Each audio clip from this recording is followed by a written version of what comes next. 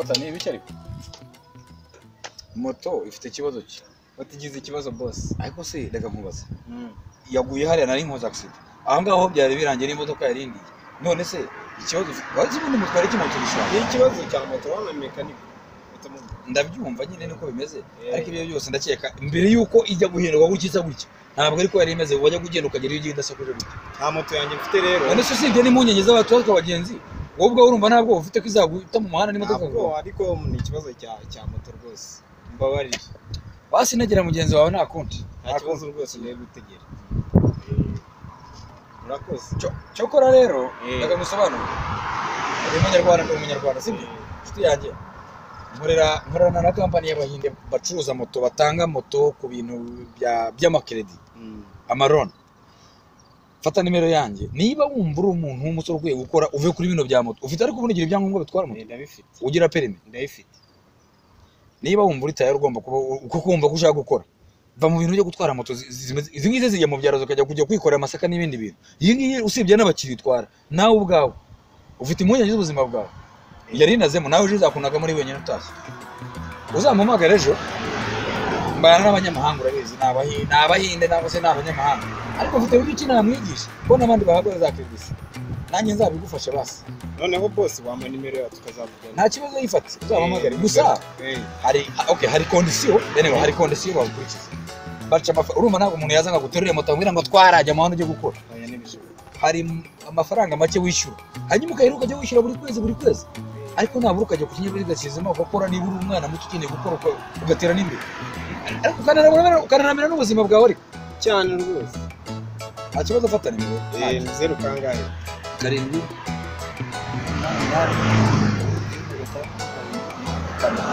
ni nimero yanjye sibyo ni jewe marketing manager waho nta kibazo namuka wayibonye nayibonye nshinzwe guhuza isoko na kampani nkorera kugira ngo mwese mwirukure nta kibazo nta kibazo urakoze nta kibazo merci kandi nta kwishyura ko nari ngutegeye hafi aha ngaha nta kibazo cyo muzamfasha sawa reka negene muzi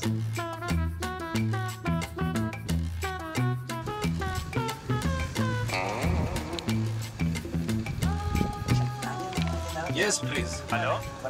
Ngiyo neza. Ni wa motari. Ngira ngo umbwire kuri ya gahunda kuburyo nabonamo moto bitangoye. Ni wowe none twateganyije moto igakwana. Okay.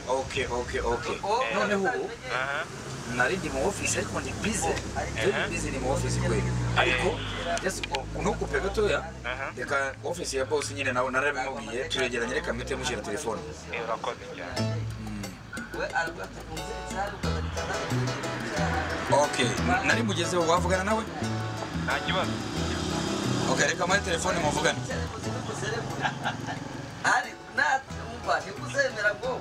Hello. Can you please tell me your name? Charles told me about you, but he didn't tell me your name exactly. Yeah, someone told me about the don't bike in your company.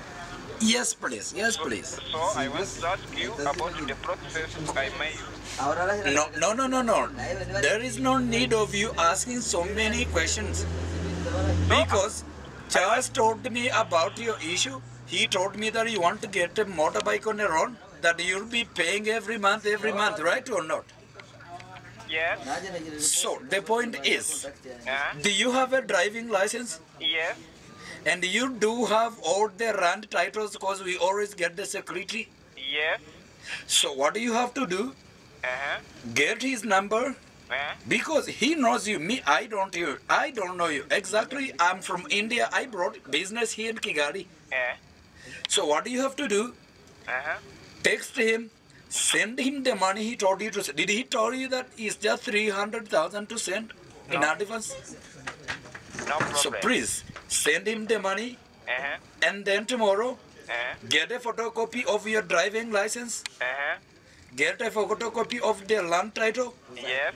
And all he needs, even we need the certificate of the cooperative. I know he need under the motorcycles you drive in their cooperatives, yes or not? Yes. So, get all the documents, give them to Charles, Yes. and then send the money right now. Yes. So that I can fill your document right now. Now I am talking now with your document in my front. Yes. Okay then. Yes. See you tomorrow coming to take your motorbike. Thank you. But send the money right now, right? Yes. Okay, Thank okay. You, thank you. I'm going to give Charles his phone, alright? Yes. Okay, okay. See you then. Aha, muravuganye? Twavuganye kabisa. Aha, akubwiye ko bigomba kugenda gute rero? Hari ibyo yanyusabye byose nabyujuje ibyansabye byose. Okay, so nta kibazo rero ngo rero gisigaye we forwarding amafaranga ko ni buriya abantu n'abacuruzi cyane niba bashaka mu gitondo uze kuza wamfoye wazanye na bya byangombwa byose byo yakubwiye hanyuma uze ufate moto ubundi nawe uzambere ngo nanirwe kwishyura moto ko bazaguhiga bayikwake. Murakoze cyane. Sawa sansana ubwo ndabona agafa message mu kanya k'amafaranga. Urakoze cyane. Nangu uramamagara nzi dogore uyamereza. Ndaguhamagara. Sawa. Ndi mu biro ndabuze.